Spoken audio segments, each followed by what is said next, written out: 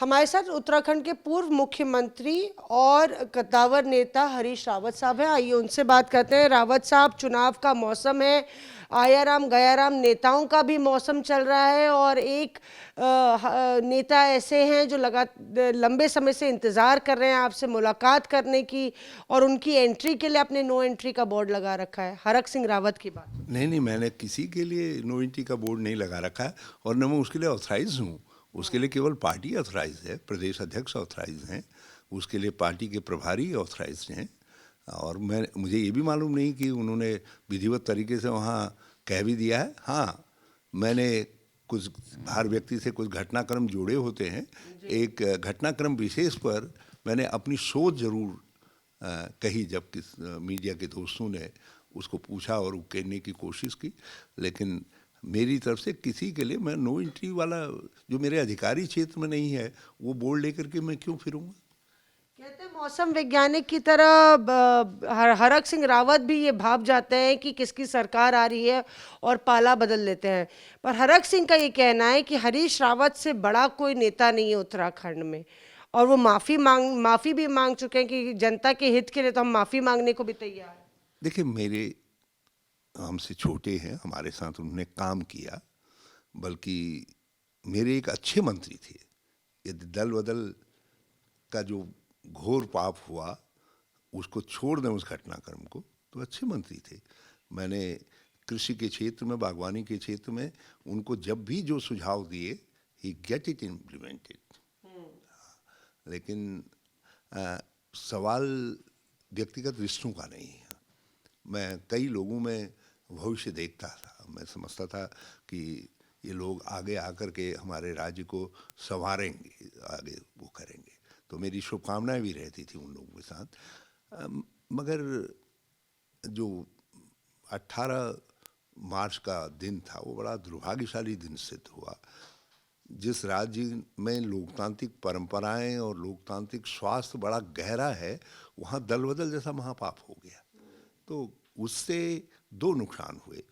एक तो लोकतंत्र को, जो लोकतांत्रिक प्रणाली है हमारे राज्य की, उस पर धब्बा लगा। कोई नहीं कह सकता कि दल बदल अच्छा था, और कोई ये भी नहीं कह सकता कि दल बदल किसी सैद्धांतिक प्रश्न पर हुआ।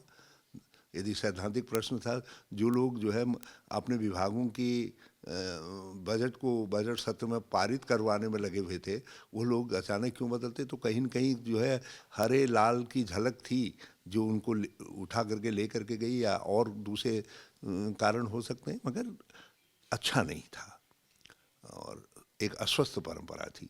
दूसरी बात, उत्तराखंड हमारा राजनीतिक अस्थिरता के कारण 4 महीने तक मैं अपना बजट खोजता रह गया। जो बजट विधानसभा ने, स्पीकर ने पारित घोषित किया, हमने गवर्नर के पास भेजा उसको स्वीकृति के लिए। गवर्नर कह दें दिल्ली भेज रखा है, दिल्ली वाले कह दें लीगल वेटिंग के लिए भेज रखा है, कोई कह दे कहीं भेज रखा है। 4 महीने में बजट ढूंढते रह गया। जब सरकार रेस्टोर होगी तो 4 महीने हमारा 45,000 करोड़ का बजट था। 4 महीने जो असली काम के थे वो निकल गए। फिर मैंने कहा यार ये तो मजाक हो रहा है। फिर मैं विधानसभा की शरण में गया। नया बजट, मतलब विधानसभा ने 2 बार जनरल बजट पास किया, ये इतिहास है देश में जो है। हाँ, दूसरी बार हमने उसको पारित करवाया। तो 45,000 करोड़ के बजट को हम ठीक से इम्प्लीमेंट नहीं कर पाए। नुकसान किसको हुआ? राज्य को हुआ, राज्य के विकास को हुआ। तो ये जो भी गलती हुई है, किसी से भी हुई है, वो लोकतंत्र के प्रति हुई है, राज्य के प्रति हुई है। और हम तो भगवान के मंदिर में जाते हैं, भूल की भी है, नहीं की है, अनजाने में भी हो जाती है, तो कहते हैं। तो लोकतंत्र के देवता और लोकतंत्र के से कोई अपनी गलती मान लेता है तो मुझसे कहने की ज़रूरत ही नहीं है। मेरे लिए तो कुछ कहने की ज़रूरत नहीं है। हरीश रावत, और फिर अब जिस पड़ाव पर हम हैं, वो पड़ाव विद्वेष से नहीं चलेगा, हमको प्यार से संवारना पड़ेगा। पर ये भी लगातार कहा जा रहा है कि हरक सिंह रावत आएंगे, प्रीतम सिंह के खेमे में जुड़ जाएंगे और हरीश रावत के खिलाफ जो है वो नारा बुलंद करेंगे। अब हरीश रावत इस समय खेमा क्या करेगा? खेमे में तो बटी हुई है आपकी पार्टी वो मैं उत्तराखंड। कह रहा हूँ, मैं क्या करेगा कोई? राहुल जी कहेंगे तो हम काम आगे बढ़ाएंगे। हम तो इस समय केवल चुनाव के लिए अपने को मानते हैं कि भाई चुनाव में कांग्रेस जीते, और मैं आभारी हूँ पार्टी का। पार्टी ने मुझसे कहा कि भाई चुनाव लड़ाने का काम आपके नेतृत्व में होना है, तो मैं वो काम कर रहा हूँ और उसके जितने चुनाव जीतने के पैरामीटर्स हैं उन सब का इस्तेमाल कर रहा हूँ ताकि पार्टी जीते, वहाँ जीत सुनिश्चित हो।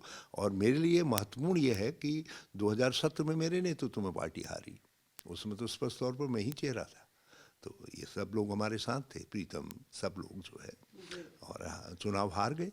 तो मैं चाहता हूँ कि 2022 में वो एक भार है मेरे कंधों पर कि भाई मेरे नेतृत्व में हार गए, तो इस समय जीत जाए पार्टी, तो मैं राहुल जी से कहूं कि आपने मुझसे जो अपेक्षा की थी राहुल जी वो पूरी होगी। बाकी आगे के लिए क्या करेंगे, जो उत्तराखंड के भविष्य के लिए आवश्यक होगा वो निर्णय पार्टी लीडरशिप करेगी, सोनिया जी करेंगे, हम उसको मानेंगे।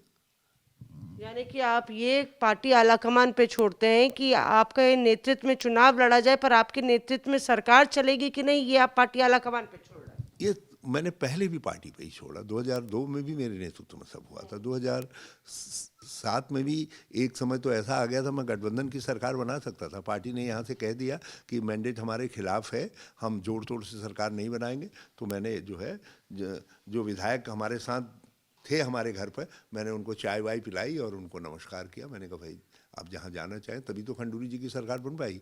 2-3 दिन तो उनकी सरकार ही नहीं बन पा रही थी, क्योंकि लोगों को विश्वास ये था कि हरीश रावत को अवसर मिलना चाहिए। तो जो ऐसे लोग थे निर्दलीय या दूसरी पार्टियों के, वो हमारे साथ आकर के हमको समर्थन देना चाह रहे थे। भाजपा की तो स्थिति यह है कि नहीं, उसको कोई छूना ही नहीं चाहता, यदि एक भी कम रह जाए तो एक भी जुटाना उनके लिए मुश्किल हो जाता है। निर्दलीय भी सब हमारे साथ आ गए, वो भी कहने लगे नहीं साहब आप बेहतर हैं, आप चलाइए, हम कहाँ ये जनरल साहब के साथ और उधर खपे। तो लेकिन पार्टी ने यहाँ से निर्णय किया, हमने कहा ओके फाइन।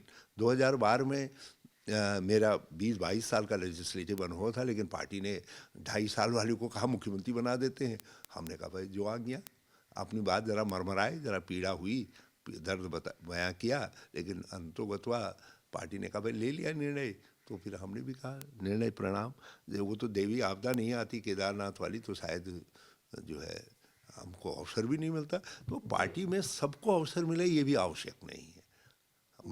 मुझे अवसर मिला, मैं सौभाग्यशाली हूँ, और उसके लिए मैं पार्टी का हमेशा ऋणी रहूँगा, लीडरशिप का हमेशा ऋणी रहूँगा। आपका पुराना राज्य जिसके आप प्रभारी थे, वहाँ पे आम आदमी पार्टी ने भगवंत मान साहब को अवसर दे दिया है, पंजाब के आप जानकार भी हैं, तो उससे आपकी जो दावेदारी है सरकार के लिए वो बुलंद होगी?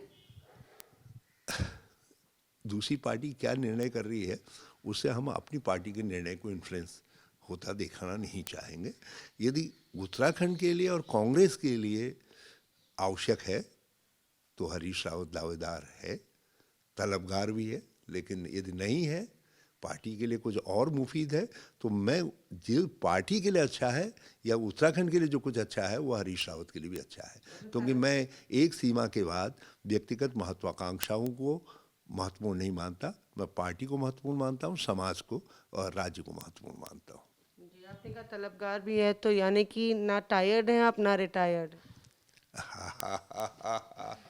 मौसमी जी, आपके ये स्पिन बॉल का मेरे पास कोई उत्तर नहीं है, मगर इतना ज़रूर है, होई वही जो राम रचि राखा। हम तो रघुवंशी लोग हैं, तो जब कुछ समझ में नहीं आता है तो होई वही जो राम रचि राखा।